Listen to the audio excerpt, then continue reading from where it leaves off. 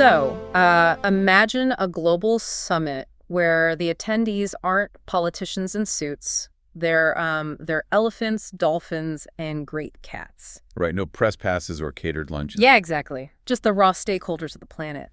And the terrifying part is that the topic on the agenda is the fate of the world. And, well, humans weren't invited.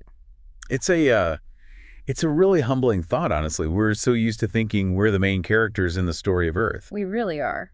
But looking at our source material today, which is Mahendra Shah's The Awakening, specifically Chapter 4, Securing the Living Earth, it suggests something else. Yeah, it implies we might actually be the antagonists, the ones who are about to be written entirely out of the script. So for this deep dive, our mission is to really dig deeper into the philosophy of this chapter. We're looking at this profound clash between natural law and human progress. And exploring that exact moment, nature just decided to stop waiting for permission. Exactly. And to really dig into the philosophy of these old rules, we have to look at the setting. Because this summit isn't happening in Geneva or The Hague. No, it's a hidden, untouched crater in the Amazon. Cha describes it as a place older than memory.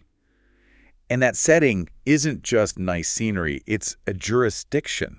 A jurisdiction where the old rules never actually stopped applying. Right. And those ancient unwritten rules are pretty clear. Take what you need, leave enough for the rest, and give back what you borrow. Simple, ruthless balance. But under those laws, humans aren't these brilliant innovators. We are criminals. We're the rule breakers who took way more than our share. The landscape tried to accommodate us. It bent, it stretched, but eventually that elasticity just snapped. And you really see that friction when the chapter dives into the elephant's perspective on conflict zones. That philosophical inversion really stuck with me. Oh, absolutely. Because humans look at a map, we draw a border, and we tell an elephant, hey, you're trespassing on a farm. It's totally absurd when you look at it from their side. The elephant is basically asking who crossed whose boundary first. It completely flips our whole concept of property rights. Right. We think we own the deed to the land, but they're arguing that usage rights, walking those exact paths for 10,000 years, supersedes a piece of paper. It challenges the arrogance of drawing a line on a living planet and expecting biology to just respect it. Nature has been this silent observer, measuring the cost of our progress, not in dollars, but in lost balance. Which brings us to why this summit is happening right now. The animals realized human diplomacy is a complete failure. Our summits like Stockholm, Rio, Johannesburg, they didn't work. We produce speeches and white papers for 30 years in the future. Shah calls that borrowed time. Humans talk about sustainability while clinging to borders and profits. While we're negotiating commas in a climate agreement, the forests are actually shrinking. Exactly. So the animals, and even the insects who Shah points out are the true owners of the soil, they realized waiting for humans to fix the problem is just futile. So they show up, and the atmosphere of this gathering isn't angry, it's solemn. You have species from burned lands and polluted oceans arriving in silence. There's no ceremony, just the absolute weight of survival. Which leads right to Dugu.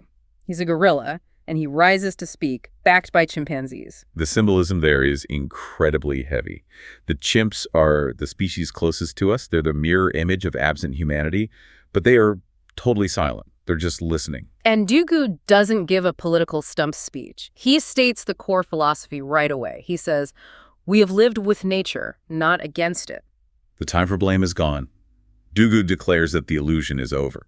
The illusion that the world belongs to one species ends right there in that clearing. There's no debate. They aren't voting or pleading. It's a collective decision to take control of what remains. It's a management takeover. And that is the terrifying part for you listening right now. In human meetings, we negotiate, we compromise. But nature doesn't compromise. Physics and biology don't negotiate. Exactly. If the rule keepers, the animals, and the earth itself decide to enforce the balance that humans ignored, that isn't a policy change. It's a correction. And market corrections are usually incredibly painful for whoever is holding the bad assets. That's the chilling takeaway. We always talk about saving the animals. This chapter completely flips the script. It's about the animals deciding to save the world from us. The whales have already moved on to deciding if the ecosystem can actually afford to keep us. Leaving you with a final thought to mull over. If the wild is done waiting and they're planning their correction, what does that actually look like for us? What is nature's eviction notice going to be? A sobering question. Definitely something to think about the next time you hear the wind and assume it's just background noise. It might be planning something. Thanks for joining this deep dive.